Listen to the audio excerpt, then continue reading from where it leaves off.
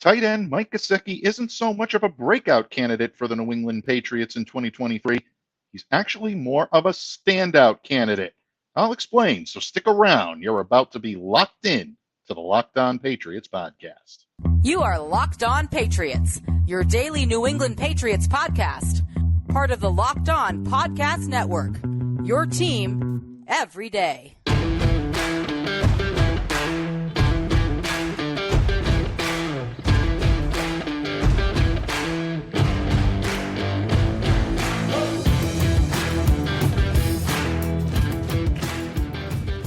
Hello to all of you Foxborough faithful. Welcome to the Locked On Patriots podcast. We are a proud part of the Locked On Podcast Network, your team every day. So subscribe or follow for free on YouTube or wherever you listen to podcasts to get the latest episode as soon as it's available. I am your host, Mike Debate, and I cover your New England Patriots for Patriots Country of Sports Illustrated.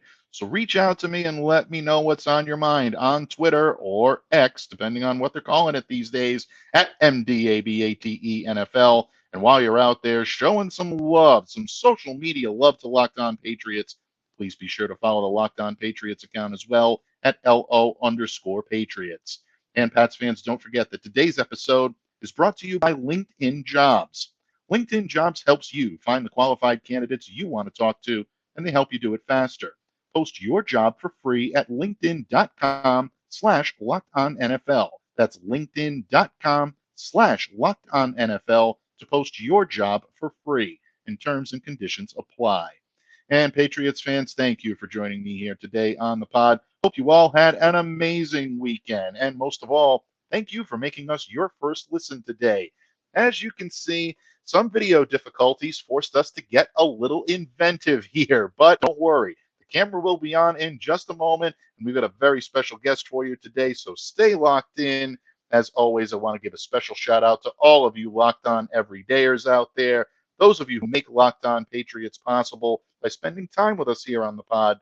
My unending gratitude to all of you. I'm honored, I'm humbled by your support. And today on the pod, we continue our positional preview with the one position that seems to have everybody talking, and that is good old 12 personnel.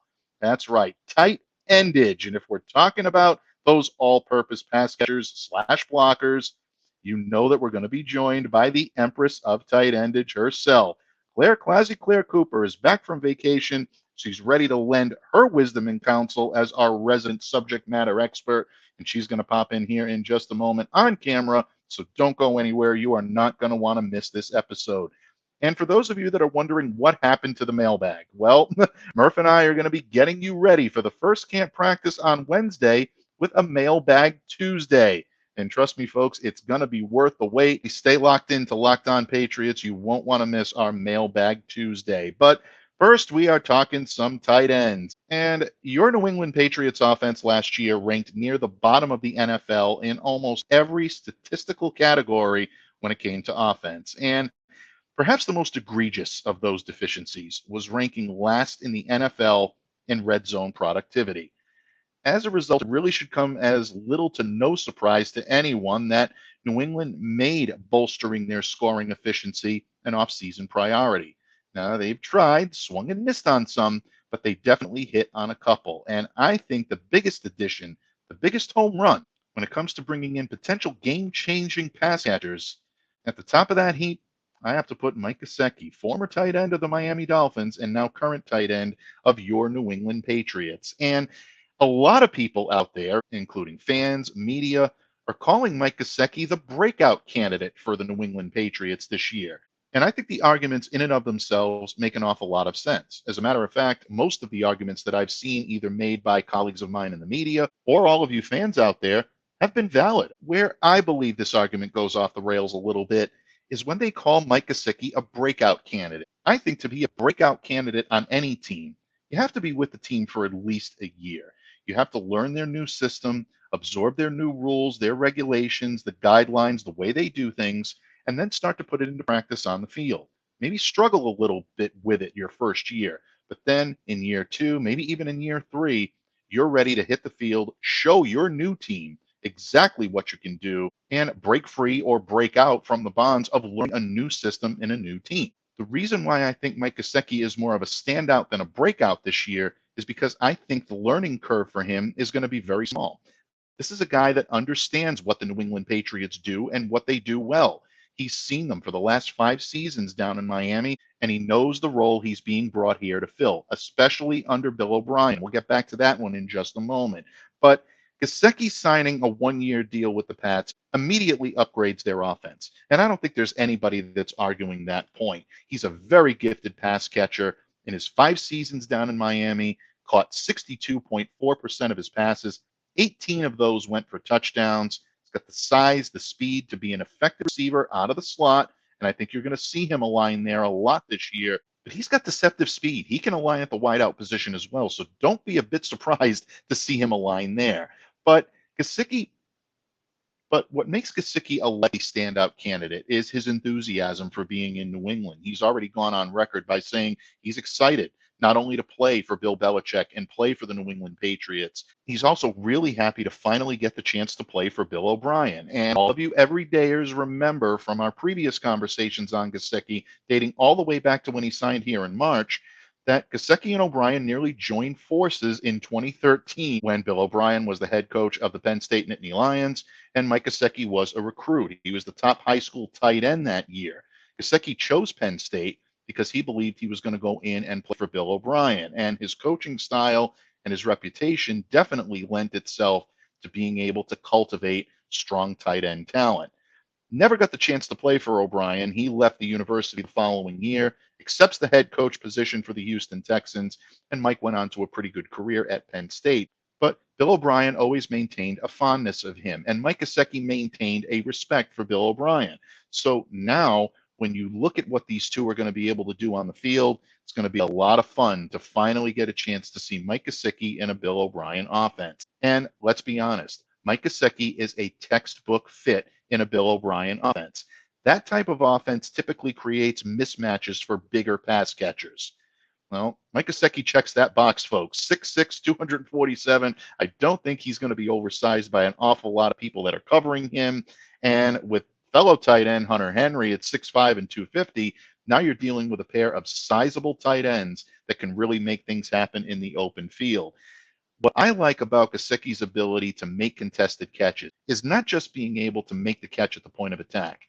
It's being able to power his way into those contested catch situations. And I believe that's where he's going to make his biggest impact as a contested catch weapon. As a matter of fact, I think it's going to be in the red zone, and it might lead to quite a few more scores than the Patriots had last year from the tight end position. Just to give you an example as to how good his resume is here, folks, Gesicki finished second among all tight ends in contested catches in both 2020 and in 2021, earning 61 in both seasons combined. Yeah, that's definitely upgrading the room for your New England Patriots. And I know the knock on Gesicki is that he falls outside that Patriot prototype of being a blocking tight end, and how the Patriots love their tight ends to be a little bit more versatile when it comes to both blocking and in pass catching. You're not going to find that in Mike Gesicki, folks. I'm sorry to tell you. He only served as either a run blocker or a pass protector on just 20.6% of his offensive snaps for the Dolphins. Now, that may increase a little bit here in New England by default, but I don't think it's going to deviate too much from that. He's not being brought here to block. He's being brought here to catch passes. And his alignments are going to more closely resemble that of a receiver. But I think he has a great opportunity to be that type of complementary tight end to both elevate his and Henry's production in the Patriots' 12 personnel packages.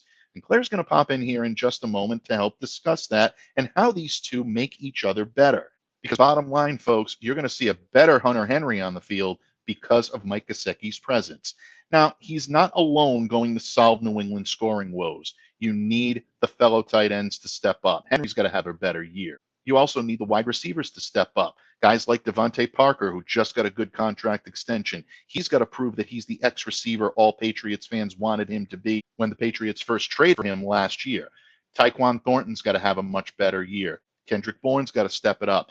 And the other big acquisition that the Patriots made is Juju Smith-Schuster. He has to come in here ready to play and able to play at a high level. And the good thing about what we're hearing on Juju is that he's healthy and he's ready to go. So all of these guys need to step up.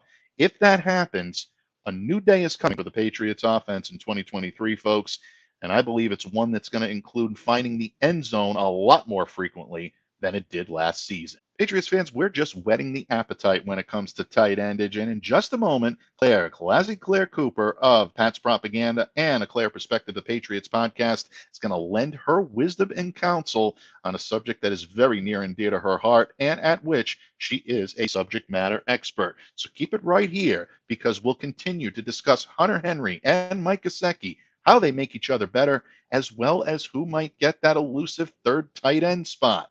Will it be Anthony Ferkser and his experience? Will it be good old reliable Matt Sokol? Or will Scotty Washington leap off the page and be able to find a spot? And don't forget about the undrafted rookie free agent Johnny Lumpkin, folks. We're going to talk about all of those and more when this episode of the Locked On Patriots podcast continues, a proud part of the Locked On Podcast Network, your team every day. Pats fans, these days, every new potential hire can feel like a high-stakes wager for your small business. You want to be 100% certain that you have access to the best qualified candidates available. That's why you have to check out LinkedIn Jobs. LinkedIn Jobs helps you find the right people for your team. They help you do it faster. And here's the best part, folks. They help you do it for free. It is so easy to create a free job post on LinkedIn Jobs. Simple tools like screening questions make it easy to focus on candidates with just the right skills and experience so you can quickly prioritize who you'd like to interview and hire. It's why small businesses rate LinkedIn Jobs #1 in delivering quality hires versus the leading competitors. LinkedIn Jobs helps you find the qualified candidates you want to talk to, and they help you do it faster. Post your job for free at linkedin.com/lockedonnfl. That's linkedin.com/lockedonnfl to post your job for free. Terms and conditions apply. Patriots fans, thank you once again for making Locked On Patriots a daily part of your New England Patriots coverage, and of course, your first listen every day. Remember, Locked On Patriots, bringing you boots on the ground coverage starting Tuesday here on Locked On Patriots.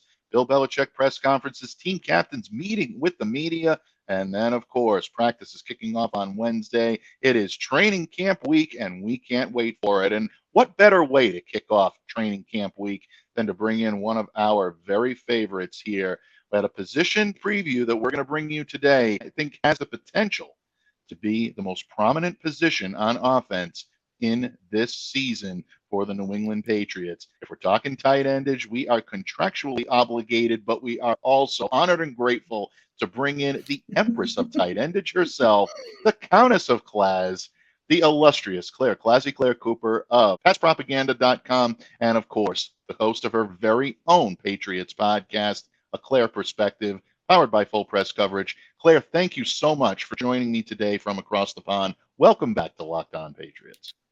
Well, thank you for having me back, actually. I take a little vacay and it's like I'm a bit rusty. Not sure if I'll kind of get my seat back or if someone else has stolen it. So I'm quite happy to be back in the little tight endage seat on Locked On Patriots, to be honest.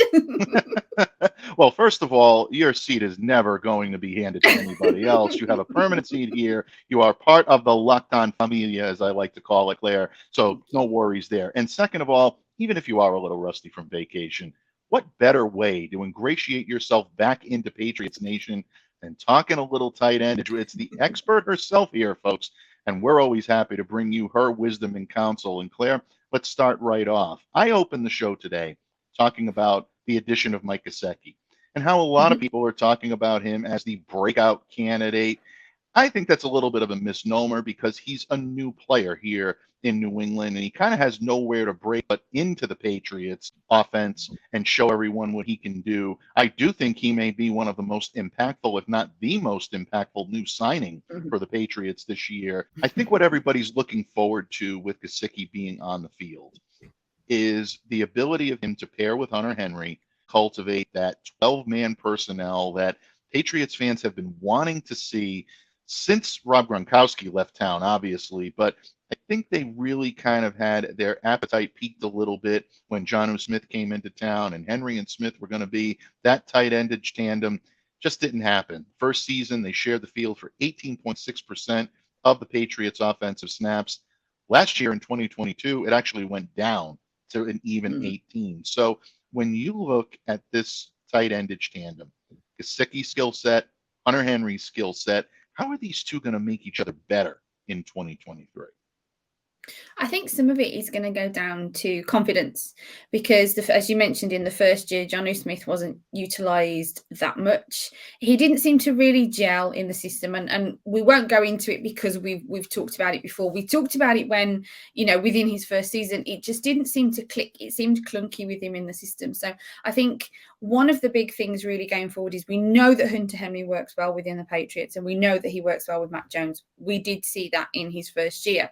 So I think some of it is bringing in Gesicki, is bringing in sort of some confidence with a new guy who can do a slightly different skill set to Hunter. I know you could argue it's sort of similar, but he isn't much of a blocker, and he's really there for that sort of size, that ball catching in the sort of end zone, that kind of situation, because he's so athletic, because he's tall, because he's very fluid, and so he's got those abilities that make him sort of more dynamic down there, if you like. And I think that in itself will bring the confidence of utilising, as you said, the 12-man personnel, something that we know has worked very well in the Patriots system previously. Now, we are going back quite a while when we say that it was successful, and you can't compare these two individuals to Gronk and Hernandez because they are different. They've got different skill sets, and you can't really compare anyone to Rob Gronkowski anyway, because he is the greatest of all time when it comes to tight ends. However, the comparisons are being put out there simply because you've got two tight ends who are good at the skill position. They are good tight ends. Hunter Henry and Mike Gesicki are good tight ends in the NFL. And I think that's something that is key. And they also seem to be, I know, as you said, Gesicki hasn't actually suited up yet. He hasn't had a season. He's only been in kind of OTAs, that kind of thing. But he seems to be, touch wood, fingers crossed, because I'd love my tight endage, working well within the Patriots offense system under Bill O'Brien. It seems to be kind of clicking quicker. Maybe, as I said, I might be sort of hoping for something there, but it appears to be clicking quicker than maybe the Jonnu Smith situation. And I think that in itself can bring confidence to start with before we even get to the preseason, because you see that they've got an individual who's going to work well with the setup that they're looking, to move forward with. So that in itself, the confidence thing, going back to that word, I think it is something that's important. It takes pressure off Hunter Henry because Jonnu Smith wasn't technically that successful. It then put, the bag on Henry's shoulders of he needs to be the tight end that he's successful. It's always going to have to sort of be, his job to do that. And I think that maybe is why in sort of 22, along with, the offensive caller being not an offensive caller and that kind of thing, you saw the reduction in his duties. In the first year with Mac Jones, he was successful. You saw the bond there, as we've already talked about. So I think it's going to help that in relation to ease that pressure of Hunter isn't the only successful in this offense. Mike Gesicki can be, that kind of thing. So hopefully he is successful. So then hopefully, potentially, it takes that edge off Hunter. And again, it makes them more dynamic on offense because it gives them something else. It gives them another way, another, the playbook, that sort of thing. Now, Evan Lazar is much better at the X's and O's than I am, so I'm not even going to try and start talking about it. You know where to go when you want that kind of talk, and it isn't, unfortunately, for myself. But yeah, it gives them the opportunity to do more when you've got two tight ends that are very competent. So it expands the offense, shall we say. It gives them more. It makes the playbook bigger or whatever, or they can use more of the playbook because they've got these two guys who... It's still very early. Of course it is. We haven't even had any preseason games. We haven't even had training camp yet. We're waiting for that with bated breath this week. But from what we have seen from Hunter Henry in the past and from what we've seen at Gesicki in the OTAs and things, we can see that there's some more aliveness when it comes to the tight endage. There's some more magic. There's some more, the more ability and dynamic there. And I think that in itself brings something that really petered off, especially after Hunter's first season, was just the variety that they could do, what they could do with the tight end position, and they became very limited. And now I think the gates are open a little bit more for that. So it's I think a lot of it is that confidence. And then I know that everybody, I think it was the Six Rings podcast with the lovely Andy Hart and Fitzy, they're using plenty of C words, the capability and things like that. So I think confidence is another one that we definitely need to throw in there for when it comes to this tight end duo that we're sort of hoping for. And just to touch on what you're saying in regards to Breakout for Mike Gesicki, yeah, I'm with you. It's difficult to say that an individual that's not been in the system can have a breakout. I think maybe it's more the terminology that's being used because there's this element of they haven't had much when it's come to the tight endage, and Mike Gesicki could bring to the table quite a lot because he is a fluid, dynamic tight end. We know he can't really block, but he's a pass catcher, and they're looking for more of a passing offense. As fans, I should say, we're looking for more of a passing offense, more sparkle there, more magic, more that kind of thing. So I think it's looking more for him to bring that out. So I think you're quite right in saying that it's difficult to say an individual can have a breakout season when they haven't had a season. It's more of a Mac Jones breakout season, I think, really. Most fans would probably agree. But maybe it's a Mac Jones to Mike Gesicki breakout season. Maybe you can put it in that category. But yeah, I think there's this sort of holding it heavy over him just because as fans, we're wanting that dynamic offense. We're wanting to see from the offense what we've seen in the past, and I think it's falling heavy on Gesicki to sort of do that. And personally, touch wood, and I don't really sort of mean to kind of speak out to him, but I personally think that he's got that. I know he didn't have a great season with the Dolphins in his last season because of the way that they ran their offense and the way that they sort of changed how they ran their offense, and he just didn't really fit. And I think he's moved to the Patriots, a lot of it because of how they're going to be moving forward with their offense. So I think he slots in very well and how they're looking to run their offense. Now, I'm just making wild assumptions, granted, but we all do it. We haven't seen anything yet. So I think it's everybody's looking at Gesicki to be, you're the new guy, you're different. We know that you can be quite good. So you kind of need to show us. And I think that's sort of where everybody's falling into the breakout situation more than sort of as you were sort of putting it, to be honest. Yeah, I think you make a great point. And look, that's the point that I was trying to make to open the show, is that the arguments that are being made about why Mike Gesicki will be the quote unquote breakout, I agree with them all. I think they're all solid arguments. It's no one's making a bad argument. It's, I think, more the name of a breakout. And I think you put it very well. This really is maybe the breakout season for 12-man personnel again in New England, or Mac Jones to Hunter Henry and Mike Gesicki. That could be really, I think, the breakout. If you want to talk about breakouts, maybe that's the context that it should be done in. So excellent drop in. And by the way, don't downplay your ability to break down X's and O's. You're getting quite good at that, folks, and that'll continue throughout the season. I'm serious. So, keep a sharp eye on that, folks, throughout the season. Claire's analysis is only going to get better and better. So, but again, this 12-man personnel, I think, is something that Patriots fans have wanted. And look, Bill O'Brien's offense is predicated on this type of alignment. He always likes to create mismatches for bigger pass catchers. Not going to have that problem with Hunter Henry and Mike Gesicki. These guys are sizable. They're capable of making catches.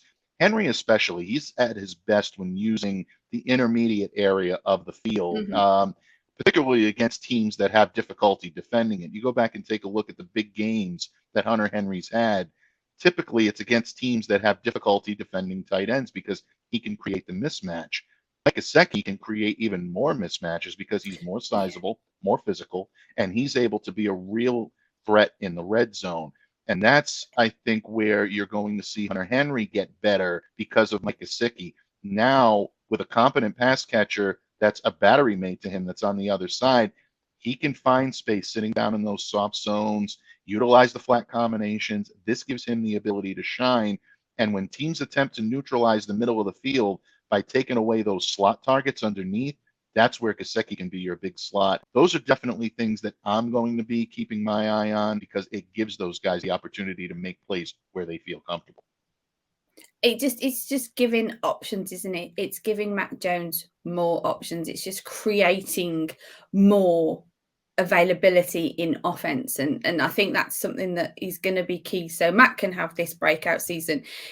they need to sort of give him the best that they can. I know people have sort of mentioned about that before. So running a personnel that's very, Patriots like that the offense is very used to, and they know he's very successful, I think is something else. And it just, like you said, opens the field. And I think it just opens that playbook a little bit more to them and brings them back to something that we can see as fans. I'm going to use the word confident again, to be confident in this time. So, yeah. Absolutely. And at the very least, I think we can all agree that some true 12-man personnel will be a big staple for the New England Patriots. Under Bill O'Brien, Mac Jones, Mike Gesicki, Hunter Henry, going to be a lot of fun to watch these guys in camp, in preseason, and then, of course, into the regular season, folks. But for anyone who loves tight endage as much as Claire does, Bill O'Brien loves to employ 2 tight end sets.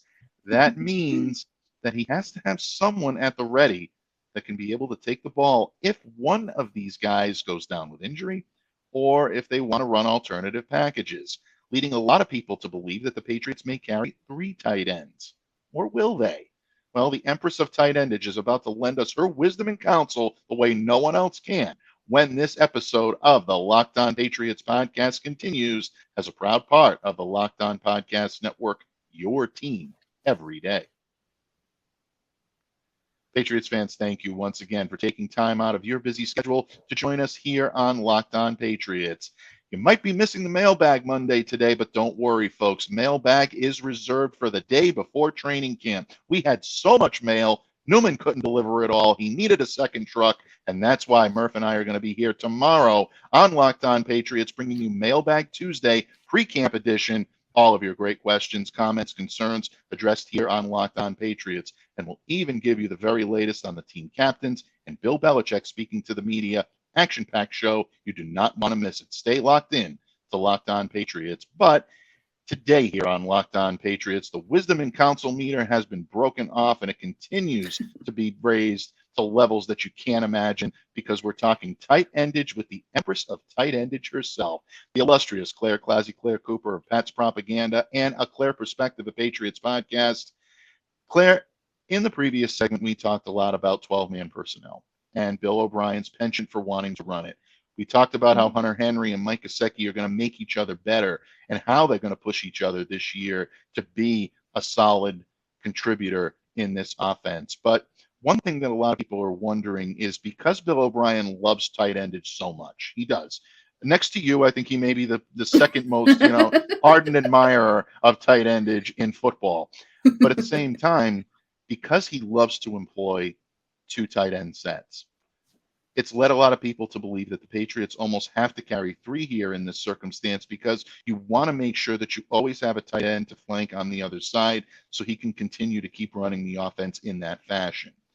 You see things us mere mortals don't see when it comes to tight endage. So my question to you is, will Bill O'Brien carry 3 tight ends, or should I say Bill Belichick? Because really, folks, it's Belichick that's going to make the decision. But will Bill kind of drop hints to the other Bill that he wants another tight end in the room? Will they carry 3? And if so, who among the remainder on this depth chart gets the nod? Is it Matt Sokol? Is it Scotty Washington? Is it Anthony Ferkser? Is it the rookie Johnny Lumpkin? Who do you have your sharp eye on in this tight endage room this year?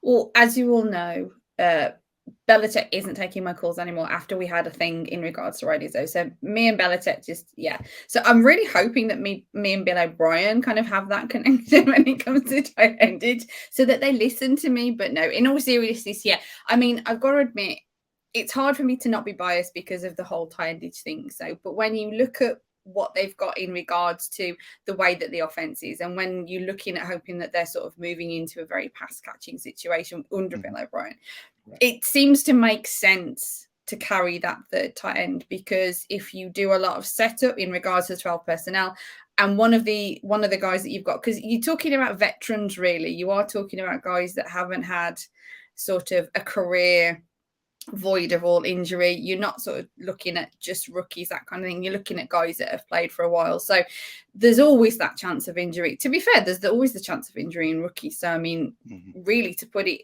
lightly, it's unfortunate that it's that kind of sport. But if you're wanting to rely heavily on the 12-man personnel, which we're all hoping that they are, you've got to have your little bit of a backup plan, really, I think. Now, there's always the situation of carrying on the practice squad and elevation, because last season they elevated Scotty Washington to 1 game and Matt Sokol to 3. So there is that situation of the elevation, obviously, but then you are limiting yourself in regards to them only if the rules stay the same, because I know they keep changing the rules on everybody. If it stays the same in regards to the amount of elevations that they can have. So if you're not looking at doing that, if you were looking at having a guarantee, then of course you need the tight end 3 on the roster. And I mean, for me personally, I'm trying not to be biased, and I promise you I'm trying not to be biased. I still do think it's going to be a tight end 3, but kind of going out of the box, because really my gut says that it's going to be Ferksker, and that's because of his skill set being more of a tight end / H-back situation. So personally, I think they are going to utilize him in more of that H-back role. As I know we spoke about Dalton Keene so many moons ago when there was potential there. We were looking at that guy as a TE / H-back sort of thing. And I think when you look at Ferksker and how he plays and how he's been utilized, I think he's got that vibe going for him. So I think if they were to have a tight end 3, for me, as I said, my gut feeling is it's going to be Ferksker, because it gives them more flexibility. They can still run the sort of the 2 tight ends of 12 personnel, because officially being a tight end, that kind of, but because he's got that H-back element to him, you maybe open up your playbook that little bit more, because you have that little bit extra with him being sort of more of a H-back role. So then you've given yourself maybe that bit extra for the running game as well as for the passing game. You can kind of utilize him a little bit in the passing game and a little bit in the running game. So I think he kind of stands out to me as being versatile, and I know that's something that Bill Belichick is very into. He likes his versatility, so I think he ticks a lot of boxes when it comes to that. So for me, looking at it, as great as Lumpkin could be, and I know that we want to hold this undrafted free agent on the roster thing going, I don't know if what they've got with Hunter and Gesicki really opens up that role for him as well. Now, for me, it's more of he may fall on the practice squad, and I think it depends on what they do with Scotty Washington, because I don't know if Washington and Lumpkin, you're talking about a very sort of a similar role. For me, when they brought in Lumpkin, it looked to me like maybe that Washington was out. I know they haven't released him yet, and I'm not giving you any breaking news or anything. It just seemed to me maybe there was this vibe of, he's got a similar skill set. He's younger, so is he sort of that, that next starter? Maybe he's somebody to develop for the future.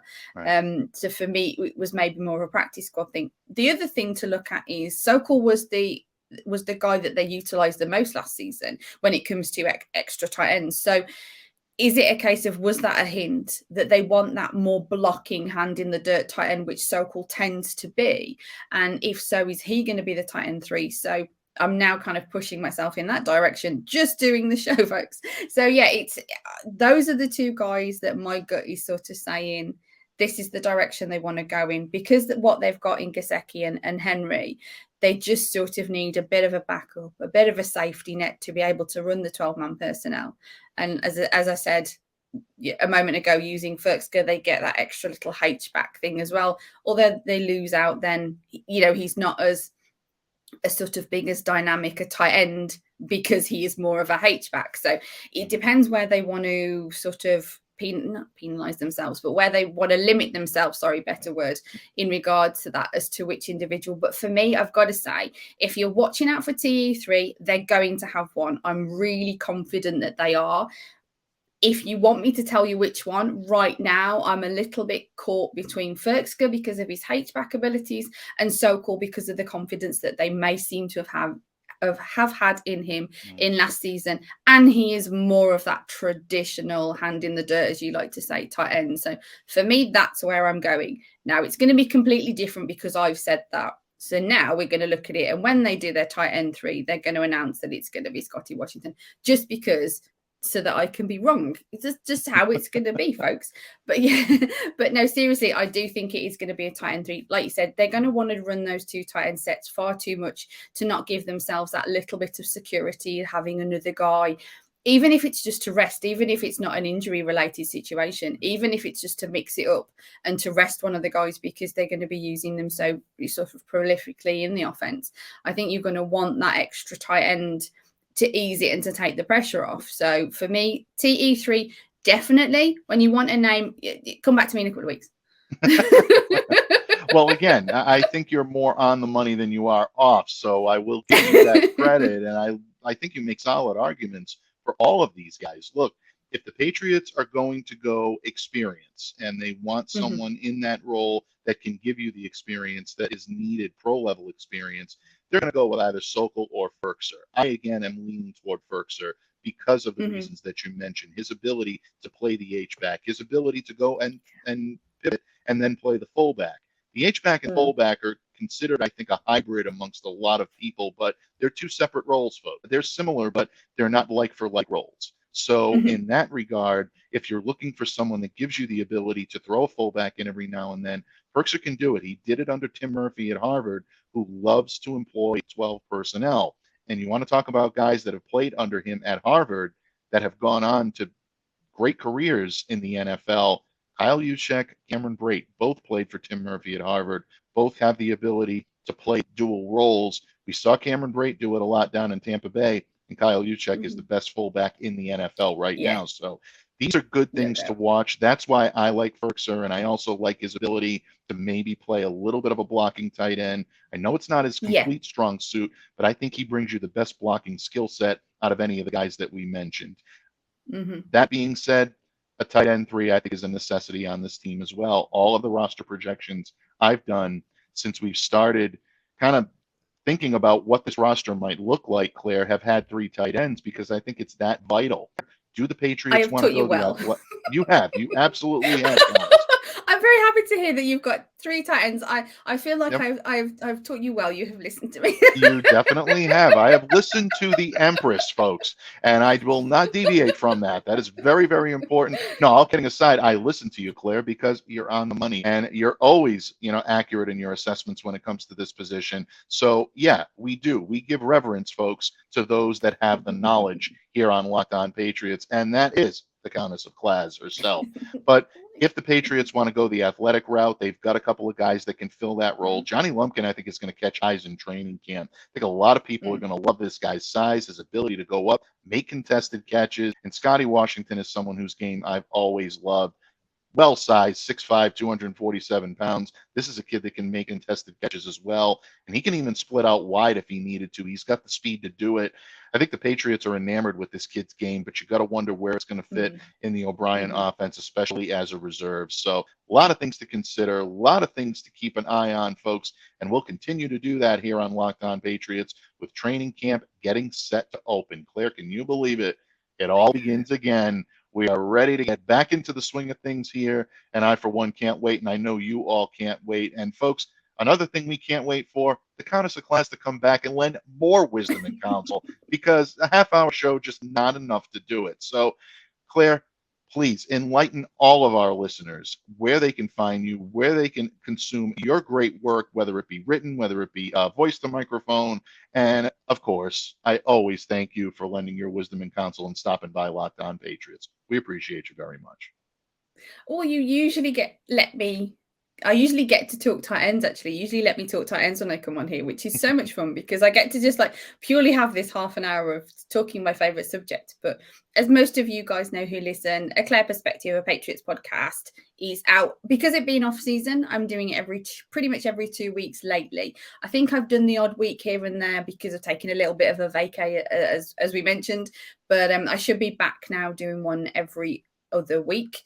Did one last week with Andy Hart. Yes, my first show back was number 69 of A Clare Perspective with Andy Hart. So that's still around. So grab that, folks, before training camp starts because it was a lot of fun.